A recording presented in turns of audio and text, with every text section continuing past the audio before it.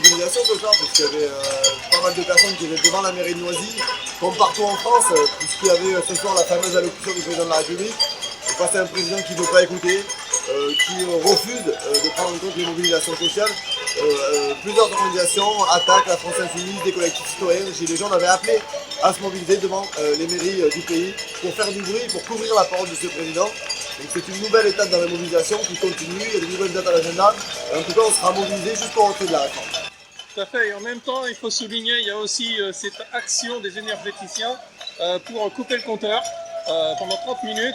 Alors je sais pas, on est à l'extérieur évidemment, on ne sait pas ce que ça donnait, mais c'était dans le but, effectivement, si c'était assez nombreux, de créer une interruption de la diffusion de son allocution. J'ai vu l'appel, c'était lancé par la CGT Mines et Énergie, qui est quand même en pointe dans la bataille contre la réforme des retraites, qui est mobilisée en grève politique depuis le 7 mars, qui avait appelé à couper le courant pendant 30 minutes à son domicile, le temps de l'allocution du président de la République. Moi je ne sais pas ce que ça a donné, puisque j'étais dehors, vous l'avez dit. Donc on verra, mais ça fait partie de tous les types d'actions qui sont aujourd'hui utilisées. Il n'y a pas que la manifestation, il n'y a pas que la grève, il y a des rassemblements, il y a des blocages, il y a des actions coup de poing, des actions symboliques qui ont été menées, qui vont continuer à être menées. Par exemple, jeudi, les cheminots, ils appellent une journée de la colère des cheminots, avec des trains bloqués partout dans le pays. Il y aura une action jeudi prochain. L'intersyndicale a appelé à multiplier les rassemblements. Et contrairement à ce qu'a dit Emmanuel Macron ce soir, j'ai écouté un peu quand même à distance les propos et les éléments de langage du président. Il a dit la page est tournée. La page n'est absolument pas tournée. Elle sera tournée quand la réforme des retraites sera retirée et quand les gens qui sont dans la rue l'auront décidé. Ouais, c'est ce qu'ils veulent passer à autre chose. Ils ont dit clairement, on va accélérer les réformes. Oui, ils veulent accélérer les réformes, mais ils veulent faire croire qu'on est déjà passé à autre chose et que maintenant c'est la fin des retraites et qu'on va parler du travail, qu'on va parler de l'immigration, qu'on va parler de la lutte contre la fraude fiscale et sociale, parce que j'ai entendu ce qu'a dit Emmanuel Macron ce soir. Il a parlé de sujets qui sont totalement déconnectés, des réalités qui sont hors sol. Il a parlé du RSA, qu'il fallait conditionner le RSA à du travail pour permettre le retour à l'emploi, alors qu'on a des gens qui n'arrivent pas à bouffer. Dans ce pays, il y a 43% des Françaises et des Français les plus précaires qui sautent un repas depuis plusieurs semaines parce qu'ils n'ont plus les moyens de se nourrir. Donc la question qui est posée avec la réforme des retraites, comme je disais depuis le début, c'est celle du partage des richesses dans ce pays. Un pays qui n'a jamais été aussi riche, mais qui est entre les mains de quelques-uns. Donc cette question elle est toujours posée. Et je le redis, Emmanuel Macron, ses ministres, ses députés peuvent dire ce qu'ils veulent sur le plateau télé.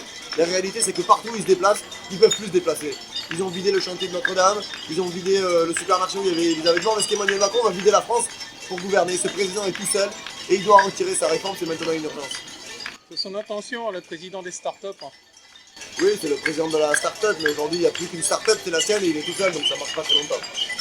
Après, excuse-moi Thomas, il y avait, en fait les syndicats ils appellent à manifester le 1er mai, sachant qu'aujourd'hui on est le 17, ils veulent endormir les gens ou je sais pas, ils cherchent quoi. Non, après, c'est une mauvaise stratégie entre guillemets.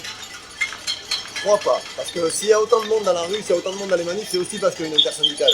Et c'est comme ça que ça tient sur la durée. Après, tu sais, la grève générale et la grève automatique, elle se décrète pas. La grève limitée, elle est très difficile à construire. Mais l'intersyndicale, elle a permis d'avoir des manifestations avec des millions de personnes, d'avoir tous les syndicats unis pour la première fois depuis des années, c'est une très bonne nouvelle. Et le 1er mai, c'est certes loin, mais c'est une date qui est importante, parce que c'est un 1er mai qui est unitaire, c'est jamais vu depuis 2010. Mais l'intersyndicale, elle continue à appeler à des actions en territoire, à multiplier les mobilisations. Par exemple, l'union départementale CGT Paris, même des actions tous les soirs avec l'intersyndicale, partout ça se construit dans les territoires, au plus près, avec les habitantes et les habitants, avec les citoyens. Donc il faut garder cette intersyndicale, il faut multiplier les actions.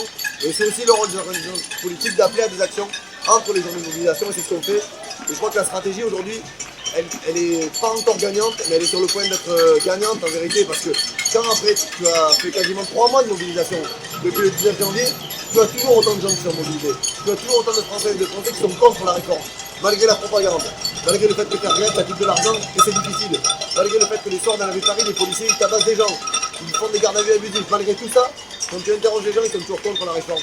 Donc aujourd'hui, on a gagné sur une chose, sur l'opinion publique. Cette réforme, elle est impopulaire et Macron l'a reconnu ce soir. Il a dit, j'ai perdu la bataille de l'opinion. Maintenant, il faut continuer, il faut faire tomber cette réforme et nous allons la faire tomber. Moi, j'en suis persuadé, c'est une question de jour. Mais on sait que le gouvernement il va jouer sur l'usure des manifestants sur la durée et les gens seront fatigués plus tard. C'est ça. Comme les gilets jaunes, ça a duré 4 ans, 4 ans et demi et c'est toujours, ils ne sont pas écoutés.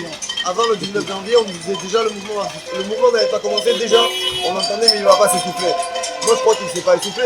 Quand tu as 100 personnes ce soir devant la mairie de Noisy-le-Grand, un soir à 20h, c'est quand même un signe extrêmement positif, c'est-à-dire que les gens ils continuent à venir. Et moi j'ai vu ce soir des gens que je n'avais pas vus, des fois dans des manifs, des gens que je n'avais pas forcément croisés dans des initiatives militantes, syndicales ou politiques. Donc ça veut dire que ça s'est élargi cette mobilisation. Et il faut de tout pour gagner une bataille. Il faut des actions, des manifestations intersyndicales en semaine, il faut des journées de mobilisation le week-end, il faut des blocages, il faut des actions de grève. Et je crois que c'est la complémentarité de ce mouvement qui fait le lien entre les jeunes, les organisations syndicales, les gilets jaunes, les retraités, tout le monde est mobilisé. Un mélange intergénérationnel contre une réforme dont personne ne veut, parce que tout le monde est concerné. Et véritablement, j'appelle à continuer la mobilisation, à la continuer dans l'unité la plus large, dans la radicalité la plus importante, parce que moi ça me fait pas peur la radicalité. C'est souvent utilisé comme un gros mot. Mais aujourd'hui, celles et ceux qui sont violents, c'est pas celles et ceux qui sont dans la rue. C'est pas brûler 3 poubelles à Paris qui est violent. C'est porter une réforme qui va imposer 2 ans de plus aux Français, dont certains vont mourir avant même de voir la retraite. C'est ça la véritable violence. Donc il faut continuer la mobilisation. Ne lâchez rien, on va gagner.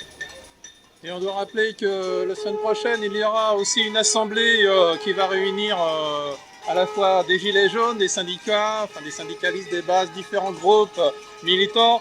C'est important d'y aller, il faut s'inscrire. C'est important d'y aller. D'ailleurs, la France Insoumise a lancé un appel en disant nous demandons au niveau national une réunion de toutes les organisations syndicales, politiques, associatives, collectifs citoyens qui sont mobilisés depuis maintenant plusieurs mois contre la réforme des retraites pour faire un point sur la stratégie, savoir comment on avance ensemble. Donc c'est important d'y participer.